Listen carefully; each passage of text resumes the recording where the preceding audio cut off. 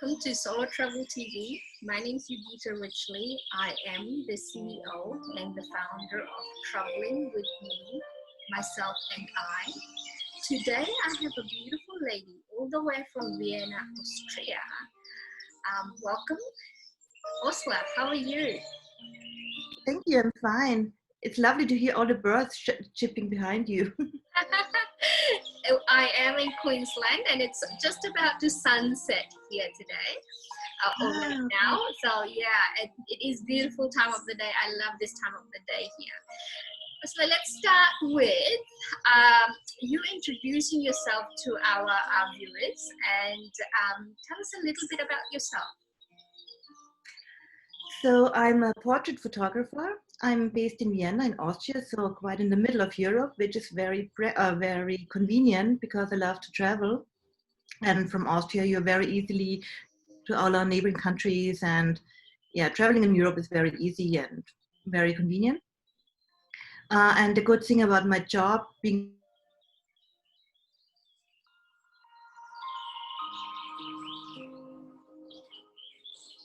just have still my income while traveling. And excellent. So with your, I have to admit, I love everything about Europe, and like you said, everything is so close and everything is so easy to travel from one country to another. So I am very envious. I wish I was doing something like that. For us to get to Europe, it takes forever, like from Australia or New Zealand to Europe.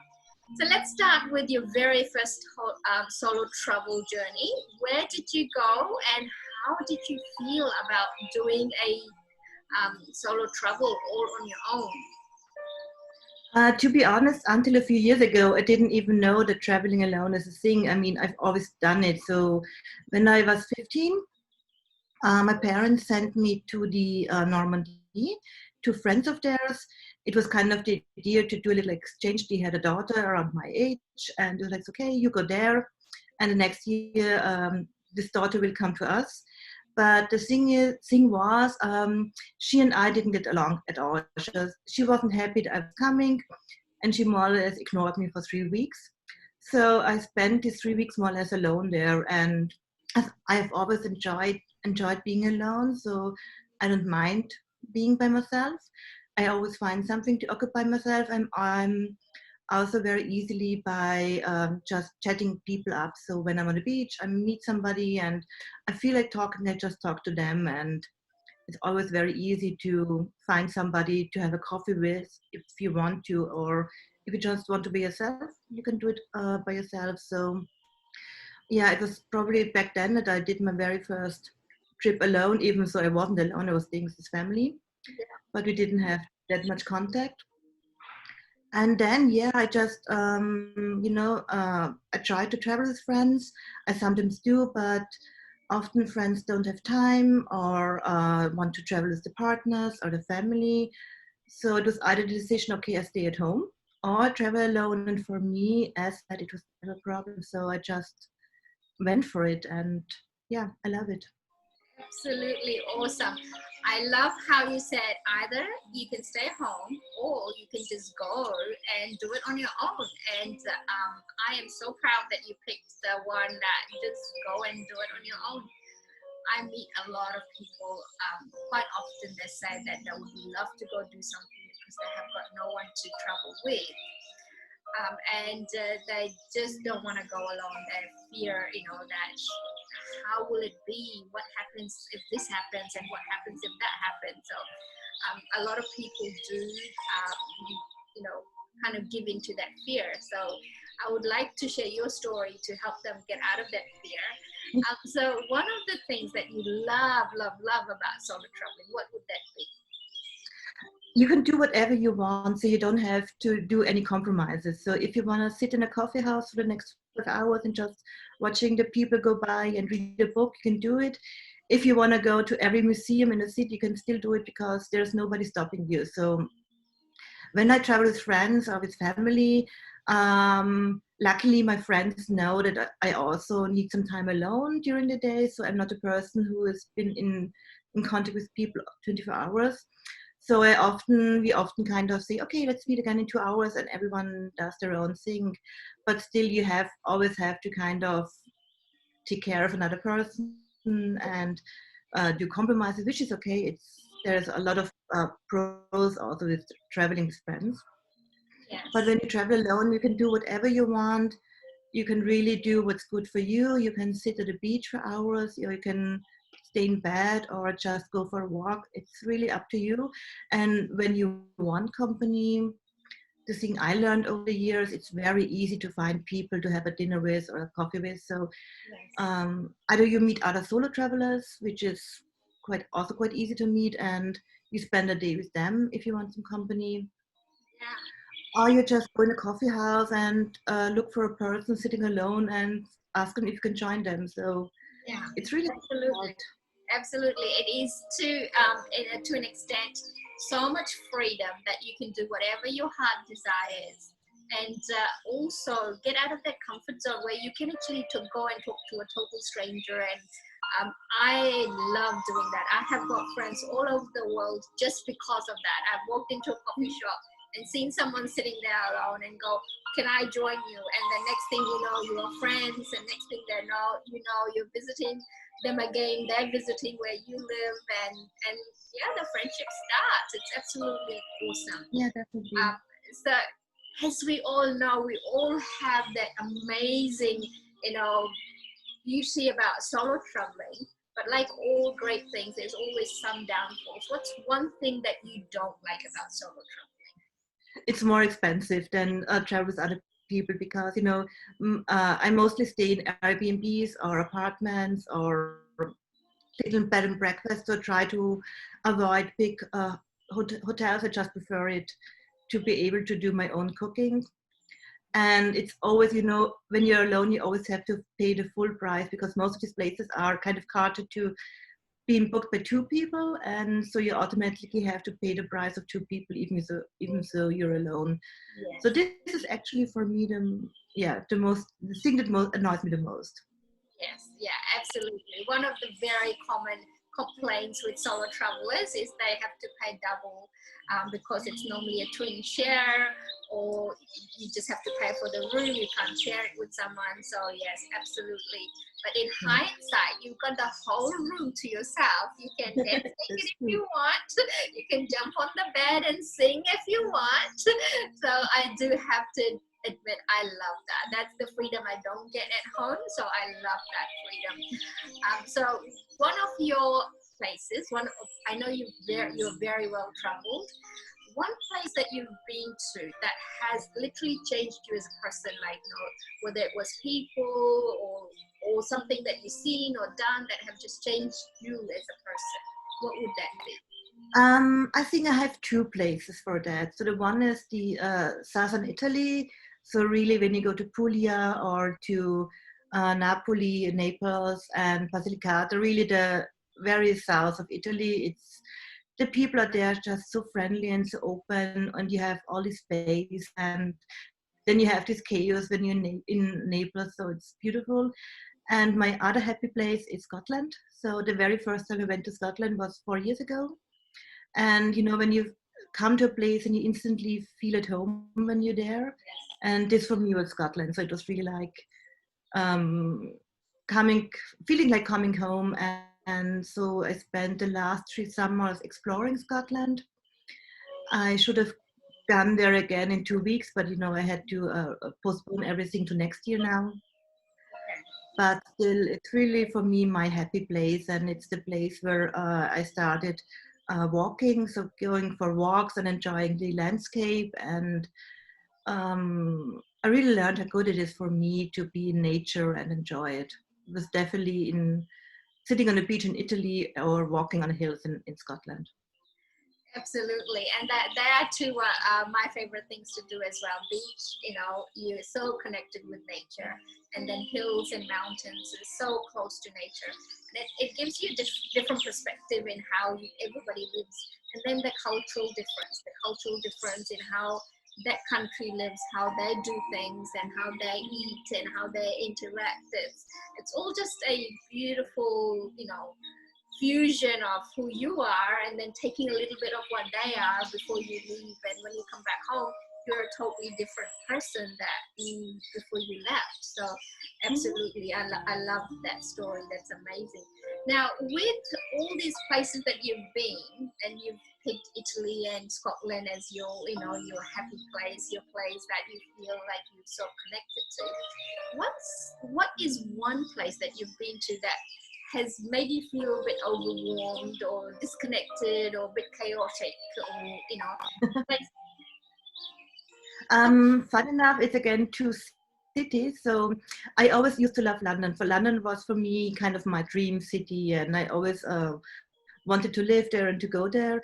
And I haven't been there for quite a few years. And 4 years ago, I went to London for a conference, and I was suddenly so, oh my gosh, when did this city become so fast? Because in London, I always had the feeling I have to run to be able to. Yeah, not stand in the way and having people falling over me because I'm way too slow. I mean, I still love London, but I think London is always very exhausting. So I feel exhausted in London. I enjoy the theater and the cinema and everything. And yeah, but still, it's a little bit exhausting. And the other city, it's strangely enough, Amsterdam. yeah. I don't know. The very first time I went to Amsterdam was after being 2 months in Ireland. And again, Ireland is a very slow country, a very relaxed country. We were camping and staying in beautiful places. And then we came to Amsterdam on the way home, back home, and there was a traffic jam. So kind of the first thing, and so many people, and everyone was in a rush, and it was dirty, and yeah. So whenever I have Amsterdam in mind, I think of this kind of very, um, yeah, many people, traffic, and just too much.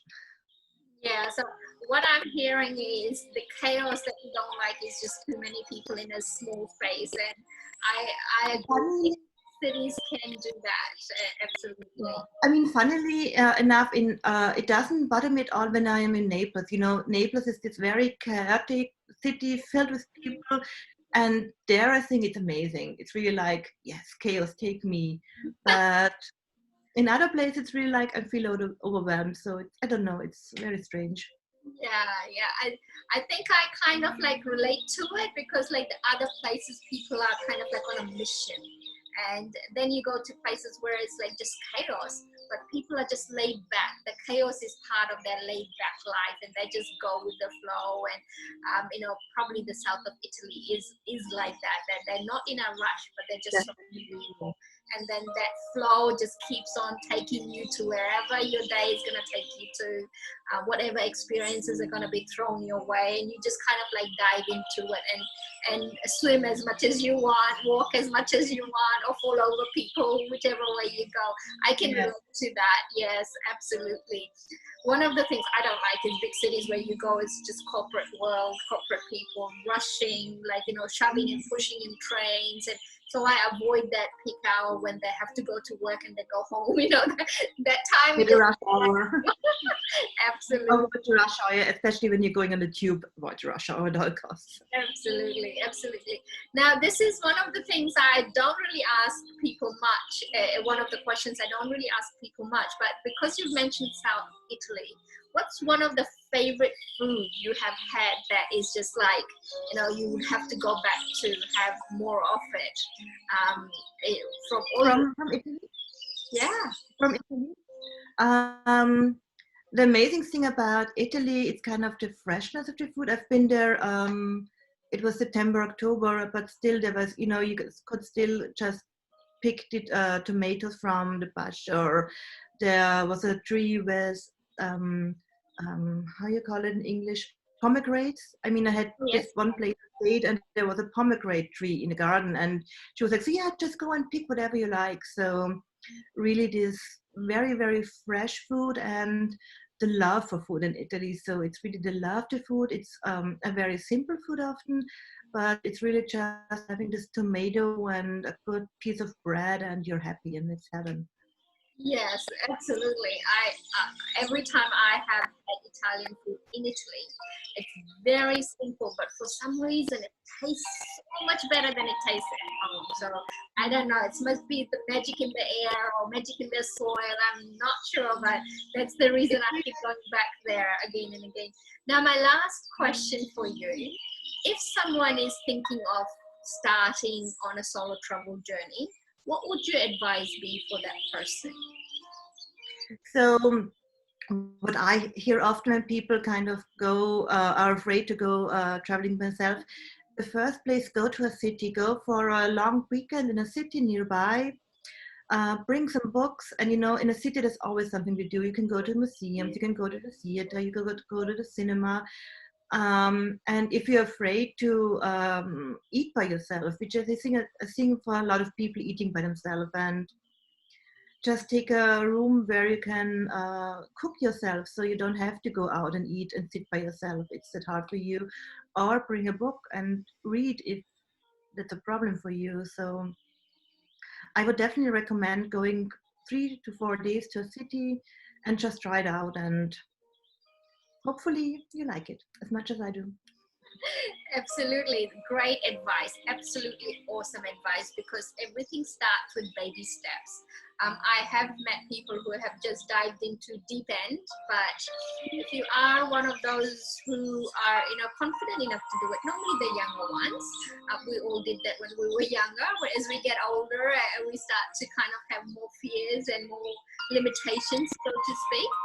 So I love that advice. Take baby steps, cook in your apartment if you don't feel like eating alone. Especially dinner can be very daunting because everyone's in big groups and families, and sitting on a table on your own can be a little bit Intimidating. Yeah, go on, sorry. Yeah, it's really, I think, the dinner time that's Yeah. most people are afraid of, going eating by themselves, and as you said, sitting alone when everyone else has some groups of people around them. So I just cook for myself. So yeah. Yeah, I actually now love having dinner by myself because I don't really need to, have people to talk to. And the next thing you know, you are Mhm. talking to people sitting around you anyway, if you know what I mean. Yeah. But the very first time I attempted to actually really brave into going to have dinner, when I walked into the restaurant, the lady said to me, table for two, and I said no, table for one. She literally looked me from head to toe like, oh, you poor thing. And I felt so embarrassed, and so that does happen, but don't let it stop you. Just keep going and you will No. find your place in the restaurant or wherever you want to eat, I guess. Yeah, definitely. Thank you so much for joining me. Thank you so much for sharing your story. I absolutely love it. Next time when I'm visiting Vienna, I have to come and check out all your photos, obviously, and meet you in person. That will be amazing. Thank you for your Yeah, time. I can show you the best coffee houses in Vienna. I know all of them. Excellent. I look forward to it. Thank you. Now, thank you for watching, guys. You're watching Solo Travel TV. Subscribe to the TV. This TV is all about empowering, inspiring, and educating women to solo travel, get out of your comfort zone. And we really believe in good mental health, and there's nothing better for good mental health than solo travel. Thank you for watching. Bye for now.